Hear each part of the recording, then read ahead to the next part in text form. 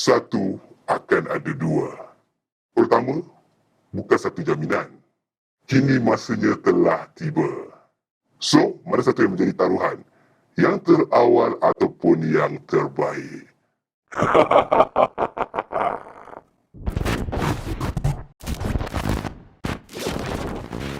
So guys, inilah dia Samsung Galaxy Z Flip 4, generasi ketiga dari siri peranti boleh lipat Samsung.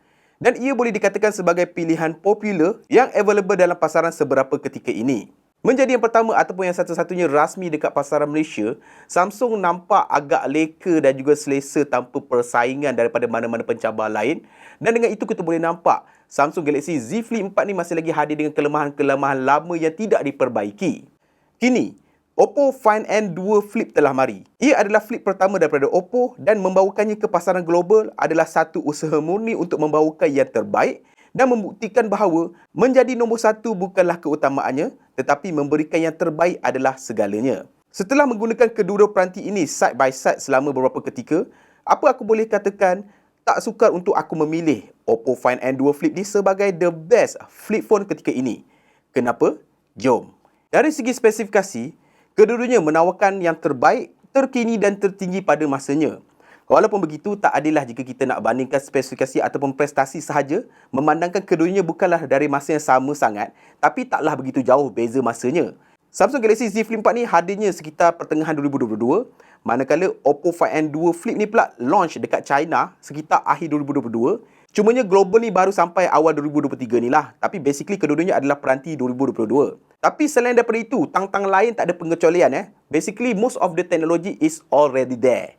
Jadi nak tak nak je. Sebagai contoh, keselipatan ataupun nama manjanya, Kris, yang telah menjadi rungutan serta aduan pengguna-pengguna foldable ataupun flip phone saban tahun, Samsung Galaxy Z Flip 4, despite of dah ada 3 generasi untuk improve perkara tersebut, ia masih lagi hadir dengan kris yang bukan saja visible, malah tersangatlah mengganggu ketika penggunaannya. Malahan korang juga boleh rasa lekukan tersebut bila mana korang scrolling across the screen. On the other hand, Oppo Find N2 Flip ni dengan flexion hinge generasi terbaru, ia bukan sahaja kuat, malahan ia adalah sangat ringan, lantas menghasilkan sebuah flip phone yang hampir tidak terlihatkan kesalipatan ataupun krisnya.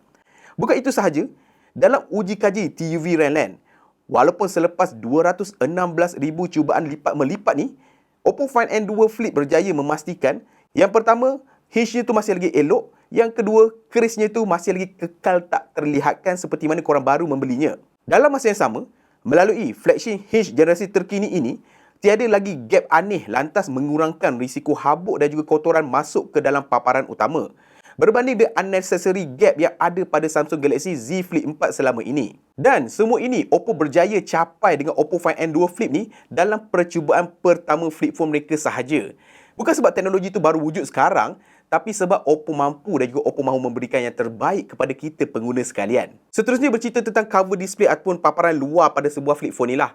Di mana berbeza konsep dengan foldable phone, di mana kalau foldable phone tu paparan luar dia tu besar macam telefon biasa. So paparan dalam tu adalah optional kalau kita nak paparan yang lebih besar macam tablet lah kan. Tapi untuk flip phone konsepnya adalah sebaliknya. So, untuk itu adalah penting untuk mempunyai sebuah cover display yang bukan sahaja besar, usable malah praktikal. Samsung Galaxy Z Flip 4 ni hadir dengan cover screen bersaiz 1.9 inci, AMOLED display dan undoubtedly, ia masih lagi sebuah paparan yang menarik, ada segala widget yang diperlukan, pelbagai fungsi yang berguna, tetapi sayangnya, ia sangatlah kecil dengan landscape layout yang bercanggah dengan aspect ratio normal sesebuah paparan telefon. Berbeza pula dengan Oppo Find N2 Flip ni, di mana ia hadir dengan cover screen bersaiz 3.29 inci. Jenisnya pula adalah AMOLED display, lantas menjadikan ia sebuah paparan luar ataupun cover screen yang terbesar pada flip phone ketika ini. Hadir sebagai satu-satunya vertical cover screen di dalam pasaran, ia bukan sahaja menyamai screen ratio paparan telefon biasa yang menegak, malahan ia juga memberikan perasaan mengguna yang lebih natural kepada kita semua. Dan bukan saiz yang besar semata-mata, cover screen Oppo Find N2 Flip ni juga lebih interaktif untuk digunakan. Di mana dengan cover screen sebesar ini, korang boleh untuk customizekan always on display yang menarik dan dalam masa yang sama, korang juga boleh main-main dengan virtual companion pad yang comel seperti ini dengan sangat jelas dan juga selesa. Dan disebabkan ia sangatlah vertically luas, ia juga membolehkan Oppo Find N2 Flip ni memaparkan sehingga 6 notifikasi dalam satu-satu masa, Dan setiap satu notifikasi ini boleh kita buka ataupun expand dan kita baca dengan mudah sekali. Malahan jikalau korang nak, korang juga boleh untuk quick reply pada chatting apps melalui cover screen Oppo Find N2 Flip ini. Berbeza pula dengan Samsung Galaxy Z Flip 4 yang hanya boleh memaparkan satu-satu notifikasi pada satu-satu masa dengan limited space bagi bacaan konten notifikasi tersebut. So, agak limited sikit dekat situ. Bagi yang nak berselfie dengan kamera utamanya pula, cover screen vertical seluas ini mampu memberikan ruangan preview yang lebih bagus dan juga natural tanpa unneeded cropping yang sering terjadi pada landscape type cover display seperti Samsung Galaxy Z Flip 4 ini. Dahlah kecil, crop pula tu, melintang pula tu. Dan yang paling best sekali adalah Oppo Find N2 Flip ini membolehkan user mencapai shortcut setting seperti Wi-Fi, mobile data dan selainnya dengan lebih mudah dan juga seamless dengan hanya satu swipe down dan tap sahaja. Samsung ada juga fungsi sedemikian, tapi ianya sangat limited dan juga banyak stepnya disebabkan oleh paparan luar sekecil ini. Dan dengan cover screen sebesar ini yang ada pada Oppo Find N2 Flip ni, I can see ataupun I can predict that in the future akan ada banyak lagi aplikasi ataupun fungsi-fungsi menarik yang akan diintegrasikan pada paparan cover screen sebesar ini. Good job Oppo. Dan bagi yang suka bergambar dan bervideo pula, kedua-dua peranti Flip ini menawarkan approach yang aku boleh katakan a bit different. Keduanya hadir dengan dua sensor utama serta satu selfie kamera di bahagian paparan dalam. Cumanya, Oppo Find N2 Flip ni take the lead dengan memberikan lebih megapiksel serta fungsi-fungsi yang jauh lebih lagi menarik. Plus of course lah, the awesome Oppo own imaging chip iaitu Mary Silicon X. So, we are expecting good image right here. Dalam banyak-banyak keadaan, kedua-duanya mampu menghasilkan ataupun mengambil gambar dengan baik sekali dalam apa jua situasi, tak kira lah siang atau malam, kamera utama ataupun selfie, portrait ataupun yang biasa. Tetapi, most of the situation, dengan sensor kamera utama yang lebih baik dan juga ditambah dengan talaan hasil kolaborasi dengan Hasselblad, gambar yang terhasil daripada Oppo Find N2 Flip ni nampak lebih natural, yet appealing dan juga tampak lebih sharp.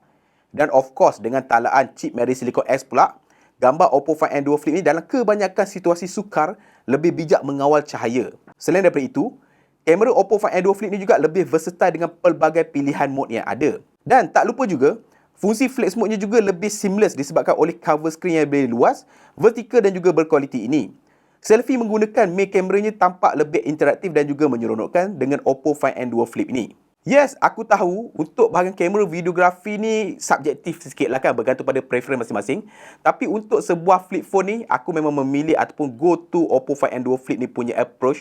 Dia lebih versatile dan juga lebih berbeza. Dan perbezaan ini semakin menjurang apabila kita bercerita tentang bateri dan juga pengecasan pada kedua-dua flip phone ini. Di mana untuk Samsung Galaxy Z Flip 4 ni, di mana dengan kapasiti bateri yang lebih kecil berserta dengan chipset yang kurang efisien ni, plus ia juga mudah panas, ia memerlukan 2 ataupun 3 kali pengecasan bagi penggunaan seharian. Dan to make it worse, ia hanya support pengecasan 25 watt saja yang bagi aku agak perlahan tau, even kalau kita nak bandingkan dengan standard tahun 2022 sekalipun. Berbeza dengan Oppo Find N2 Flip ni, di mana ia bukan saja memberikan kapasiti bateri yang lebih besar bagi penggunaan pelbagai sepanjang hari, malahan chipsetnya juga lebih efisien dalam pengurusan kuasa serta suhu dalam long day usage. Dan bila mana keadaan memerlukan, 44 watt SuperVOOC charger yang diberikan sekali di dalam kotak ni mampu memberikan tambahan tenaga dengan sangat-sangat pantas sekali. Dan dengan ini, lengkaplah hujahan aku tentang kenapa aku rasa Oppo Find N2 Flip ni adalah the best flip phone ketika ini compared to these two flip phone. Dengan desain yang menarik, harga yang kompetitif,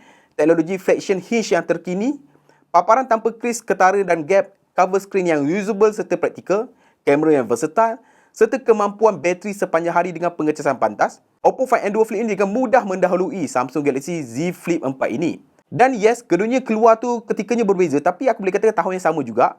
Sebab itu kita excludekanlah perbandingan prestasi dekat situ.